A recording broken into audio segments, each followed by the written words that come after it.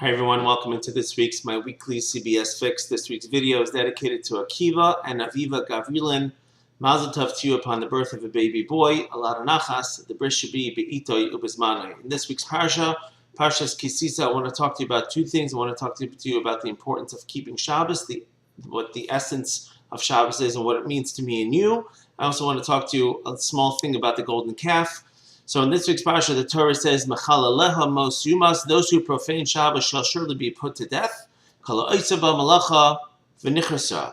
Anybody who does work on Shabbos, he'll get cut off from his people, spiritually cut off. So in the past, we've mentioned how you are more important than Shabbos, and you are more important than the building of the tabernacle. And we explained that the building of the tabernacle was so essential because it brought down Hashem's Shechina, Hashem's glory, as it were. And Hashem finally was able to rest upon us. That was one of the main reasons of Bereshis, of creating the entire world to begin with. He should finally have a place to dwell and a nation amongst whom to dwell, and that thankfully became us. However, the Torah then goes on to say that on Shabbos, as important as that is, you are not allowed to do any construction of the tabernacle on Shabbos, because Shabbos is even more paramount. It's a person is testifying that Hashem created the world every time you keep Shabbos, and more important to that is you, and that is that if God forbid your life is in danger, it is an obligation upon each and every one of us and whomever to save that one person's life. So it comes out then according to that if you are more important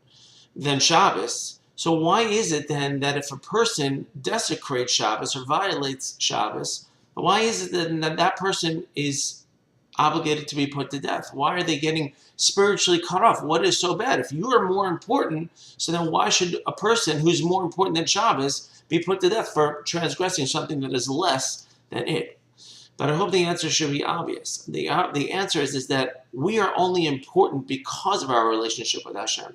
We are only important because we keep Shabbos. Meaning, what makes us important is the essence of who we are, and that is doing those mitzvahs, doing certain commandments, and certainly keeping Shabbos is paramount. And that is exactly what gives each one of us, that's the essence of each one of us, and how much we keep Shabbos. That is why it is so paramount with other laws as well, that Shabbos is so paramount in how much we have to keep it, that if we don't keep it properly, then that is the biggest slap in the face, as it were, to Hashem. So by us not keeping it purposely, or because we didn't study enough, that's not necessarily good enough. And for that reason, that we have to know that if we are disconnected, so then there's really no reason anymore for us to live. And so therefore, that's what's called malacha. He's already cut off. He's kind of like a dead man walking. You're already separate. And so therefore, a person is put to death for that. I hope that was a little clear. If it's not, please call me. Also, I just want to share one idea on why the Jewish people sinned with the golden calf. After all, they just heard the Torah given at Mount Sinai. So I just want to share one idea with you, a thought that popped into my head.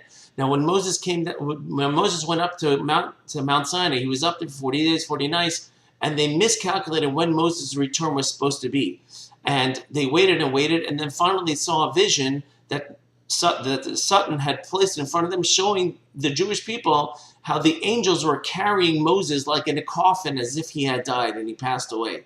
And so therefore they made this golden calf to kind of be a replacement for that.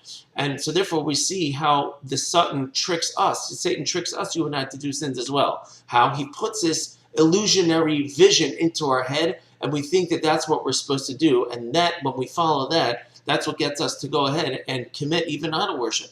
We start thinking, hey, look, the righteous people, the Jews, or whomever, things aren't good for them. They must have, and so therefore we use that as an excuse, automatically built in as an excuse to go off the path of Hashem. Obviously, after all, if Hashem was so good, why is something bad happening? And that is the root of bringing anybody towards doing evil. Have a great Shabbos. Tap into your Shabbos and tap into your serving of Hashem by ignoring what the outside world who is trying to get you to commit sins. And may you have a wonderful Shabbos. Thank you for listening.